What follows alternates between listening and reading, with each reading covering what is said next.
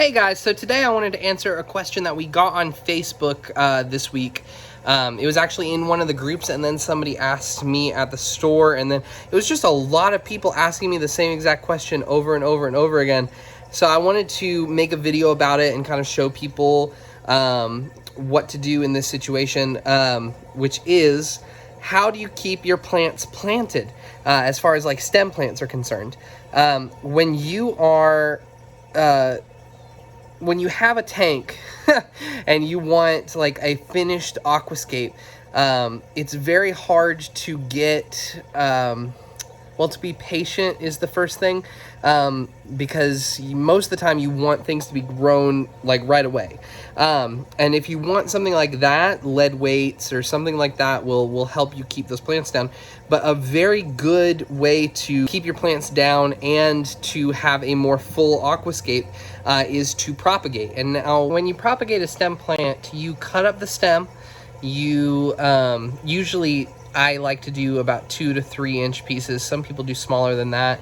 And you bury it almost all the way down into the gravel. And what that's going to do is that's going to turn 3, 4, 5 stems into 100 stems, because under each node that those leaves grow out of, roots are able to grow. So when you cut them up, or in the wild when there's a storm and they get cut up and they get swept downstream, it's very, very easy for them to root back again. They get buried in the mud, and then there's a whole nother plant that grows right there. So I will show you a little bit of how to do that. I've got a tank that I need to set up in my kitchen, and we will go from there. I'll show you how to propagate. I'll show you how I like to plant, how far away I like to plant, and we'll go from there. So to begin, I just wanted to lay out all of my materials. I have a few different plants that I'm going to be using today for this aquarium. Let me see if I can get them out of the bag here. Oh yeah, here we go. Boom. Big bunch of plants. And then also, let's see if there's any other ones I can use in here. Oh, I threw in, I don't remember doing this for myself, but I threw in some really easy ones. I'll just be putting those straight in, I think, so I'll show you those. But this is some jungle val. Of course, we know that they propagate by these little runners there. So we do not have to do anything there because they will spread out themselves, and they bury themselves very easily because they have these really nice roots. But today we're talking about stem plants, because stem plants always seem to come out. So let me put these aside real quick.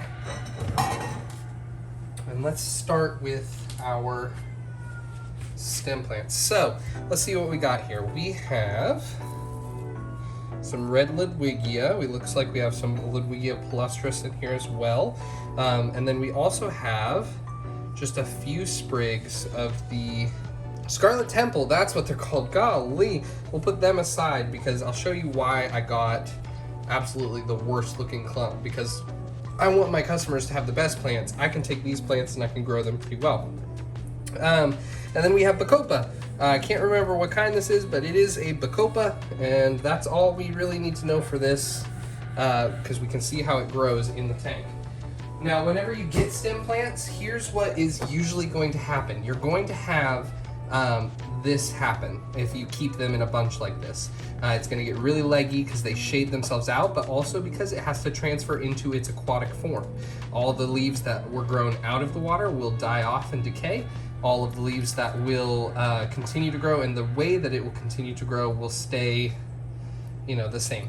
So we know that that is its aquatic form, and that's how it is going to grow. All of the other stuff died off. So here's what I start with. I start by pulling them out of the weights. Let's see if we can.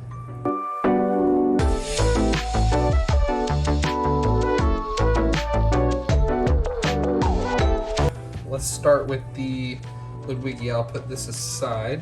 If you can see just my little, these are what I'm not working on right now. This is what we're working on. We want to take a Ludwigia, which that's a really good one, like a lot of different stuff on there, and we're gonna cut it. And what I do, so you can see on there, let me see if I can focus right here. There's roots growing here, there's roots growing right here, there's roots growing pretty much under every leaf, there's another root right there. Everywhere where a leaf can come out, or those little nodes on the actual thing right here. See, there's one there, there's one there, there's one there. All of those have the ability to grow roots. So what we're doing is we're basically getting the most use out of whatever we're doing.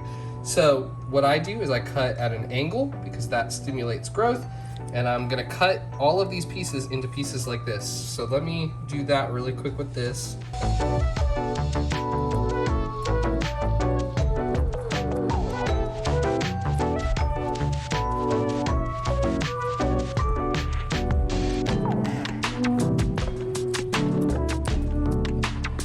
Alrighty, now that I have it all, ooh, almost fell there. Now that I have it all done, I'm going to prepare the other stuff off camera, and then we will start planting, and I'll show you exactly how I plant. I'll be right back. So basically what I'm gonna do here, and I apologize for the shading. Let me see if I can change this lighting. I think I can, there we go.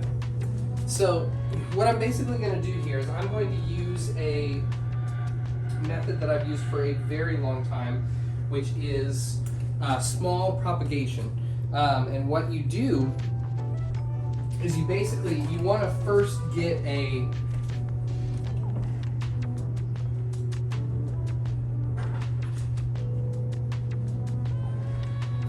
tong or pincher of some kind, and you want to take these small propagules, these guys right here, if you can see them, and you want to place them in your tweezers with however side you had it down, and then you want to plant them as deep as possible. And basically what this is going to do is it's going to give time for these plants to propagate without any sort of weight on the surface, where it can be knocked over by a fish, knocked over by the water flow. It'll give these little tiny pieces, these tiny root stems, time to root and be able to really root themselves in there without any sort of exterior force going against them. So it gives you time.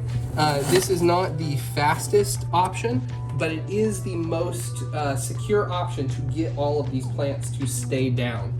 And that is one of the best methods, especially with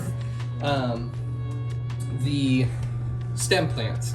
Any other plant kind of stays down because it's got good roots or because we can glue it to wood or whatnot. But stem plants, there's always an issue. And most of that issue comes from the fact that people don't want to be patient with their planting. They want it to look very, very new and ready to go right from the get-go. And that is not gonna work if we're going to keep them planted down. And that's what a lot of people have to learn, unfortunately. But with this, it'll give you a very, very good, well-grown in, let's see if I can get this down in here, a well-grown in aquascape within a few months. And until then, you've got a good tank that's going to grow, and it's very, very fun to watch grow, is my main thing. There we go. Let me get it all the way down. And like I said, the first week, the first 2 weeks, it's not gonna look wonderful, but that's not the point. We want it to look good once it's grown in. And that is the most important part. So I'm gonna plant all of these and then fill it up, and we will take a look at everything.